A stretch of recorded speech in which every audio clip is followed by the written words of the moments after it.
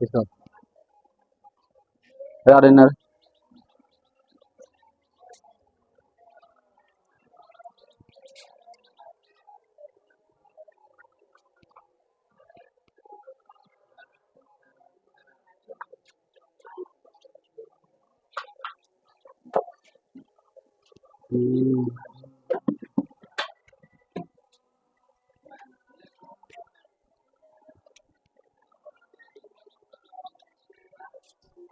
चलो देखो क्या बोल रहा है कि मैथ में 100 नंबर कैसे लाएं। पहला पॉइंट है कि एग्जाम कितना दिन बचा है, 2025 है, 2025 में एग्जाम देना है तुम लोगों को। जब 2025 में एग्जाम तुम लोगों को देना है तो कितना दिन बचा है, 4 महीना। यानी 4 महीने, यानी हमको 2 महीना में इस पूरे पूरे के चैप्टर को खत्म करना है। और इस ये 2 महीना का डे 1 डे 2 डेली आएगा वीडियो इसका। तो इसको क्या करना है, रोज देखना है, एक दिन देखना है, और जो भी मतलब क्वेश्चन रहेगा ना इसमें सिर्फ उसी को पढ़ना है, उससे बाद कोई किताब को छूना तक भी नहीं। ठीक है। देखो मैथ में 100 नंबर कैसे लाएं। सबसे पहले तो ये समझ में होनी चाहिए कि पहले किस चैप्टर से कितना नंबर पूछता है, ये ध्यान में रहेगा तब ना हम पढ़ेंगे किस तरह से। देखो सबसे पहले मैथ का डर पहले खत्म करना होगा कि हम पास होंगे कि फेल होंगे। तो देखो पास और फेल होने के लिए यहाँ पे डरो मत, 2 चैप्टर पढ़ लो, पास हो जाओगे। कौन कौन सा चैप्टर, तो देखो पास होने के लिए तुमको चाहिए कितना, 30 नंबर। तो 30 नंबर तुमको 2 ही चैप्टर पढ़ना है और उसको 2 चैप्टर पढ़ लो, पास हो गया। जैसे सबसे हल्का विषय का बात करें तो एक एपी है, जिसको बोलते हो, क्या बोलते हैं उसको, समांतर श्रेणी। एपी पढ़ लो, दूसरी त्रिकोणमिति पढ़ लो, 20 10 इसमें 10 नंबर का पूछता है, तो 20 10 30, यानी 2 चैप्टर पढ़ो, 30 नंबर ला लिया, पास नंबर हो गए। तो लेकिन हमको 30 नंबर तो लाना नहीं है, हमको कितना लाना है, 100 में 100। तो 100 में 100 लाने के लिए तो तुमको पढ़ना होगा नहीं। तो 100 में 100 लाने के लिए तुमको सबसे पहले क्या करना है, देखो 100 में 100 लाने के लिए सब सिंपल सी फंडा है। सबसे पहले बेसिक, जो हल्का चैप्टर लगे उसको कवर कर लो, जो सबसे हल्का लगे। सबसे हल्का कौन लगता है, जो भी हल्का लगे सबसे पहले उसको कवर कर लो। उसके बाद भारी थोड़ा सा जो मीडियम है उस पे, उसके बाद जो हार्ड है उस पे काम करो। जिससे होगा क्या कि तुमको कॉन्फिडेंस होगा कि हम इतना नंबर अब ला सकते हैं, नहीं तो नहीं ला सकते हैं।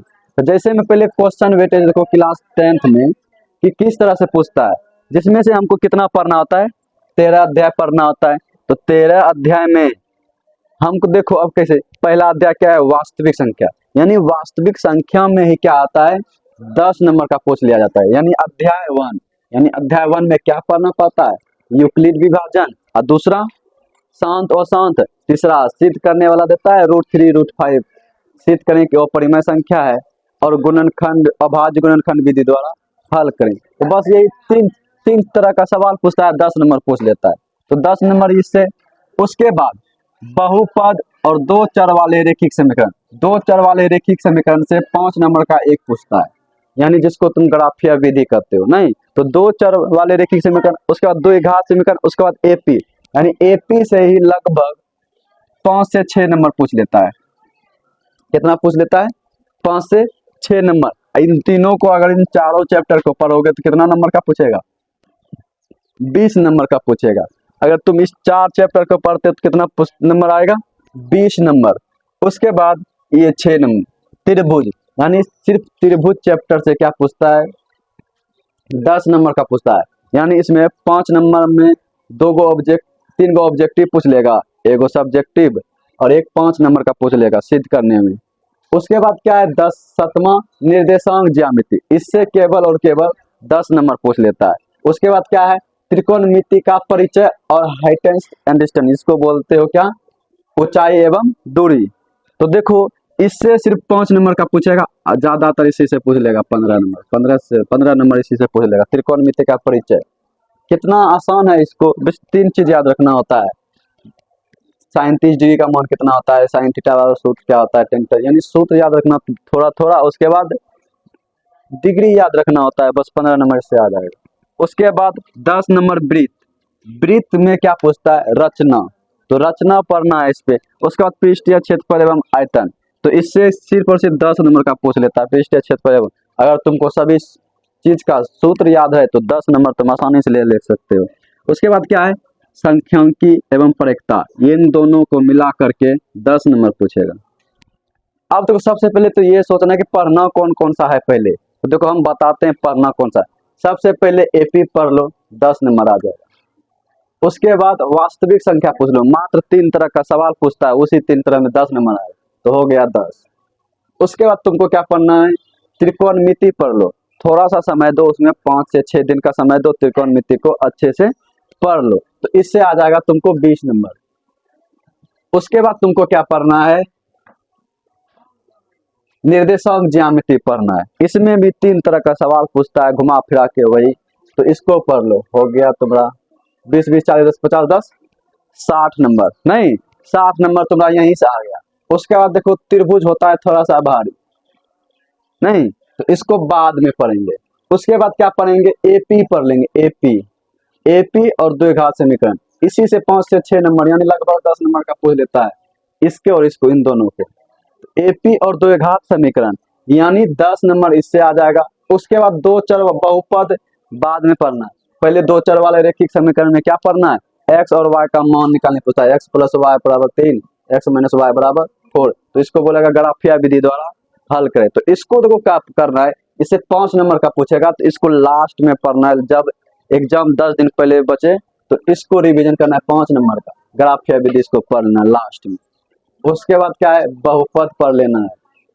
अब देखो यहाँ पे पृष्ठीय क्षेत्रफल एवं आयतन, अगर तुम सूत्र याद कर सकते हो तो पृष्ठीय क्षेत्रफल एवं आयतन आसानी से बना सकते हो। उसमें क्या होता है, इसमें सिर्फ प्रैक्टिस का जरूरत होता है, इसमें जब तक तुम डेली 2 घंटा 7 दिन तक नहीं बनाओगे तो ये 10 नंबर तुमको नहीं मिल पाएगा। और उसके बाद सबसे हल्का विषय ये सांख्यिकी और परीक्षा, ये दोनों कवर करना है, ठीक है। तो इसका मतलब यहाँ इसको बाद में, वृत्त को सबसे लास्ट में रचना है, आएगा तो वो भी ठीक, न आया तो वो भी ठीक। अगर तुम वृत्त को पढ़ लिया तो इसमें भी 10 नंबर ले सकता है, नहीं तो 90 नंबर में लटक जाएगा। देखो वृत्त को क्या है, वृत्त में कुछ नहीं, सिर्फ और सिर्फ रचना बनाना है, स्पर्श रेखा नहीं, तो इसको लास्ट में लेके जाना है, इसको लास्ट में पढ़ना है। समझ में आ गया तो ठीक, नहीं आया तो वो भी ठीक। उसके बाद देखो 2 महीना में इन सभी को खत्म करना है, टारगेट यही बंद करना है कि 2 महीना में इसको खत्म करना है, या 1 से 1.5 महीना में, 1 से 1.5 महीना में इन सभी को खत्म करेंगे।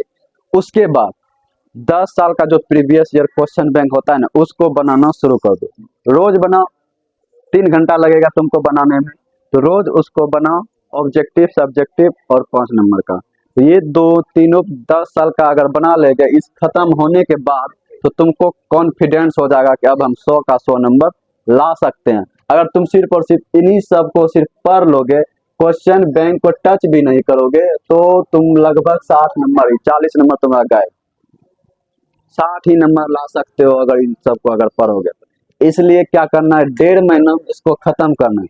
1.5 महीना में जैसे ही तुम इसको खत्म कर देगा, उसके बाद क्या करना है, क्वेश्चन बैंक उठाना है, क्वेश्चन बैंक उठा करके उसको बनाना शुरू कर दो, तो 100 में 100 नंबर जरूर आएगा। 100 में से 1 नंबर हो सकता है इधर उधर, तो 99 लेकिन जरूर आएगा। अगर तुम्हें 10 साल का क्वेश्चन बैंक याद हो गया, यानी जैसा सवाल पूछा उसको बना लेते हो, तो 100 में 100 नंबर आ ही जाएगा, चाहे तुम जैसे भी करो। तो इसलिए तुम टारगेट बन लो कि हमको कितना पढ़ना है। रोज हम डेली यानी डेली हम एक चैप्टर खत्म करेंगे, लगभग 13 चैप्टर है, तो 13 दूनी 26 दिन मान के रखो, यानी 26 दिन यानी 13 26 13 39, यानी 1 महीना 10 दिन में ये पूरा का पूरा गणित तुम्हारा खत्म हो जाएगा, ठीक है। तो यानी डेली हम क्या करेंगे, अध्याय 1 लेंगे तो पूरा का पूरा वीडियो अपलोड कर देंगे एक ही में, चाहे वो 1 घंटा करे या 1.5 घंटा करे या 2 घंटा करे, ठीक है। तो अब हम पढ़ेंगे 13 का 13। तो पहला क्या है, वास्तविक संख्या। सबसे पहले इसमें देखो 3 तरह का सवाल पूछता है, तो उसको सबसे पहले देख लेंगे कैसा पूछता है, उसके बाद हम आगे बढ़ेंगे। तो बस यही है प्लान कि मैथ में 100 का 100 नंबर कैसे लाएं। बस इस तरह बना के मात्र 1.5 महीना समय दो, 100 में 100 नंबर नहीं आएगा तो अब हमको करना, ठीक है। लेकिन हाँ तुम्हारा मेहनत होना चाहिए, जितना हम सवाल बताएं उसको तुम रिवीजन करेगा, समझ लेगा, उसके बाद तुम अपने से 1-2 सवाल या तो किताब से बना लो या तो कुछ कर लो, नहीं तो सिर्फ और सिर्फ उसी को प्रैक्टिस करना जो सवाल